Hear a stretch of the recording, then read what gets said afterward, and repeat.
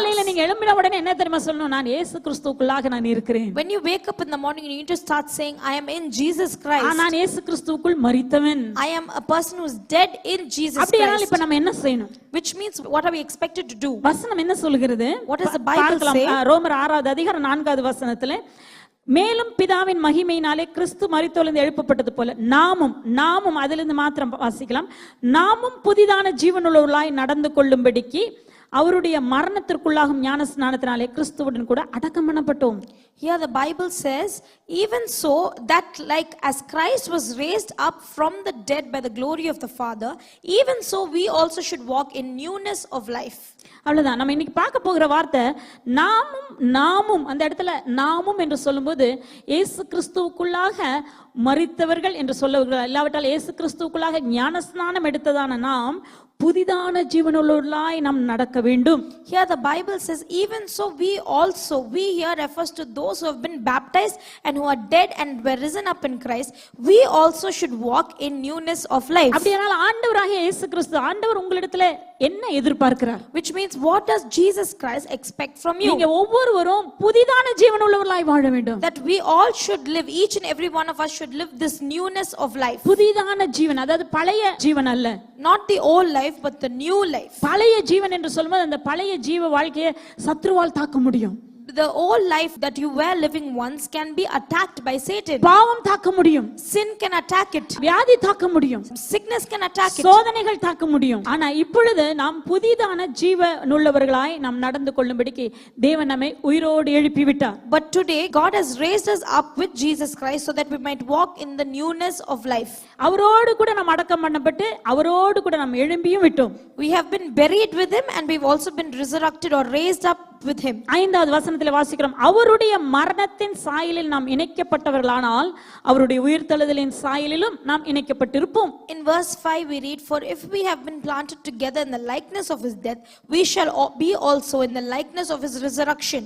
ஆகவே நாம் புதிதான ஜீவ வாழ்க்கை வாழுதல் என்றால் என்ன என்பதை குறித்து 2 முக்கியமான காரியங்களை இந்த அதிகாரத்திலே நாம் பார்க்கலாம். So today we're going to look at 2 important points regarding living this new life in this particular chapter. முதலாவதாக 13வது வசனம், நீங்கள் உங்கள் அவயவங்களை அநீதியின் ஆயுதங்களாக பாவத்திற்கு ஒப்புக்கொடாமல் உங்களை மரித்தோரிலிருந்து பிழைத்திருக்கிறவர்களாக தேவனுக்கு ஒப்புக்கொடுத்து உங்கள் அவயவங்களை நீதிக்குரிய ஆயுதங்களாக தேவனுக்கு ஒப்புக்கொடுங்கள். The first point is found in Romans 6:13, neither yield ye your members as instruments of unrighteousness unto sin, but yield yourselves unto God as those that are alive from the dead, and your members as instruments of righteousness unto God. நீங்கள் உங்களை மரித்தோரிலிருந்து பிழைத்திருக்கிறவர்களாக, இப்ப முன்பு நாம் மரித்தவர்களாக இருந்தோம், இப்போ நீங்க எப்படி இருக்கிறீங்க? மரித்தோரிலிருந்து பிழைத்திருக்கிறவர்களாக என்ன அர்த்தம்? பிழைத்திருக்க போகிறவர்கள் அல்ல, இன்றைக்கு நீங்கள் பிழைத்திருக்கிறவர்களாக தேவனுக்கு உங்களை ஒப்பு கொடுத்து விடுங்கள். The Bible says, yield yourselves unto God as those that are alive from the dead, which means you were once dead,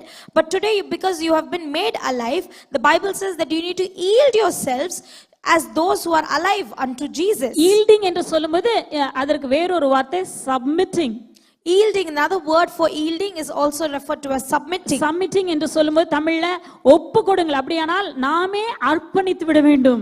We of our own will and our own accord have to submit ourselves unto God. ஆண்டவர் சொல்லுகிற புதிதான ஞானஸ்நானம் பெற்றதான நாம் அனைவரும் புதிதான ஜீவனுள்ளவர்களாய் நாம் நடந்து கொள்ள வேண்டும். All of us who have been baptized, we need to walk in the newness of life. அதற்கு முதல் படி என்னவென்றால் உங்களுடைய சரீர அவயவங்களை தேவனுக்கு ஒப்பு கொடுத்து விடுங்கள். And in order to do that, the first step is for you to yield or submit yourselves unto God. இன்றைக்கு இதுதான் தேவன் நம்மிடத்தில் எதிர்பார்க்கிறார். This is what God expects from you today. தேவனுக்கு உங்களுடைய சரீர அவயவங்களை ஒப்பு கொடுங்கள். எப்படி ஒப்பு கொடுக்க வேண்டுமாம்? நீதிக்குரிய ஆயுதங்களாக. You need to yield yourselves unto God. How do you yield yourself? Your members as instruments of righteousness unto God. இந்த இடத்துல இந்த வசனம் என்ன சொல்லுது? உங்கள் அவயவங்களை நீதிக்குரிய அவயவங்களாக என்று சொல்லவில்லை, நீதிக்குரிய ஆயுதங்களாக என்று சொல்லப்பட்டிருக்கிறது. அதை கவனிச்சீங்களா? The Bible doesn't say that you need to yield your members unto God, but it says you have to yield your members as instruments of righteousness unto God. Instrument என்றால் ஆயுதம் என்று சொல்லும்போது வெப்பன் அல்லது இன்ஸ்ட்ருமெண்ட் என்று சொல்லும்போது ஒரு கருவியாக உங்களுடைய சரீரங்களை நீதிக்குரியதான கருவிகளாக தேவனுக்கு ஒப்பு கொடுத்து விடுங்க. The Bible says that you need to yield your members as instruments or something that can be of put to use of a righteousness unto God. நீங்க ஆண்டவருக்கு ஒப்பு கொடுக்கும் பொழுது இதுதான் நம்ம செய்ய வேண்டியதான முதல் காரியம். When you yield yourself, this is the first thing that is expected from you. ஞான ஸ்நானம் எடுத்து விட்டேன் என்று சொன்னா மாத்திரம் போதாது. After having taken baptism, it is not enough if you stay that way. Pavul சொல்கிறார் உங்களுடைய சரீர அவயவங்களை தேவனுக்கு ஒப்பு கொடுத்து விடுங்கள். Apostle Paul says that you need to yield your members as instruments unto God. நாம் ஆண்டவருக்கென்று நம்முடைய சரீர அவயவங்களை நம்ம ஒப்பு கொடுக்கும்போது சத்துரு நம்மை கண்டு பயப்படுகிறான். When you yield your members as instruments of righteousness unto God, Satan is afraid of you. பிசாசின் கிரியைகள் நம்முடைய சரீரத்தை தாக்க முடியாது. The works of Satan cannot attack your body.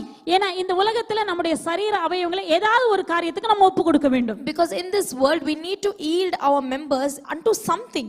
ஏனா இரண்டுக்குமே ஒப்பு கொடுக்க மாட்டேன் நம்ம சொல்லி யாருமே சொல்ல முடியாது. No one can say I'm not going to submit my body unto anything. ஒன்று உலக காரியங்களை செய்வதற்கு பாவத்துக்கு சத்துருவுடைய கிரியைகளுக்காக நம்மளுடைய சரீரங்களை ஒப்பு கொடுக்கலாம்.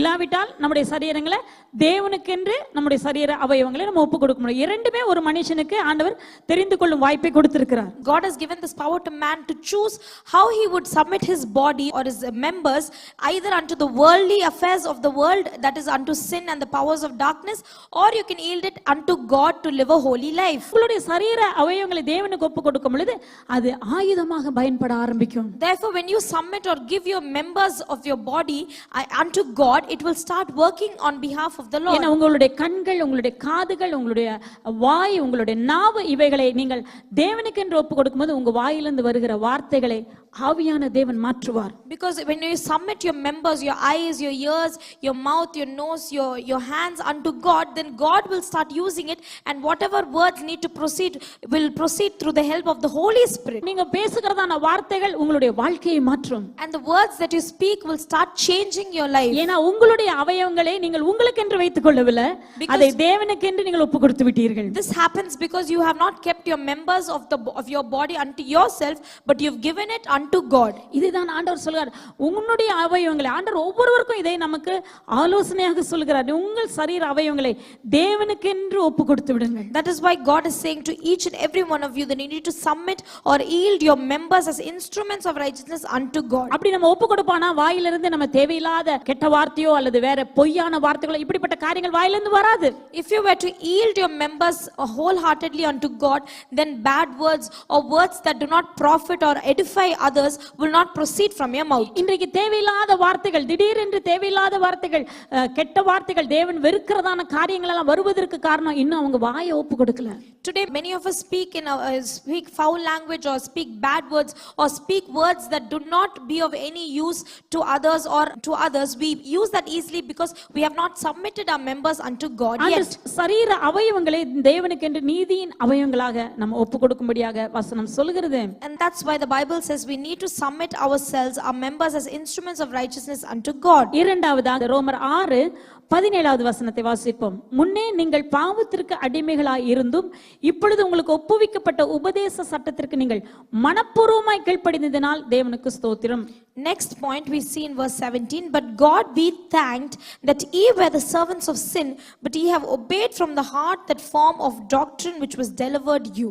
இரண்டாவதாக உபதேச சட்டத்திற்கு நீங்கள் மனப்பூர்வமாய் கீழ்ப்படிந்ததினாலே, அப்ப கீழ்ப்படிதல் தான் ஆண்டவர் இரண்டாவதாக நம்ம இடத்துல எதிர்பார்க்கிற காரியம். The next point we see, ye have obeyed from the heart that form of doctrine which was delivered you, which means God is expecting obedience from you. அப்படியானால் புதிய வாழ்க்கை என்றால் புதிதான ஜீவன் உள்ளவர்களாக நம்ம வாழ வேண்டுமானால் நாம் தேவனுடைய சட்ட திட்டங்களுக்கு, தேவனுடைய உபதேச சட்ட திட்டங்களுக்கு மனப்பூர்வமாய் நாம் கீழ்ப்படிய நம்மை ஒப்பு கொடுக்க வேண்டும். Which means if you have to live this new life, then you need to wholeheartedly give yourself to the form of doctrine which delivered you. ஆண்டவர் பார்க்கிற நம்முடைய இருதயத்தை நம்ம மனப்பூர்வமாக செய்கிறோமா இல்லை என்றால் அரைக்குறையான ஒரு இருதயத்தோடு நம்ம செய்கிறோமா, எல்லாவற்றையும் தேவன் கவனித்துக் கொண்டுதான் இருக்கிறார். God is looking at your heart and noting everything you're doing.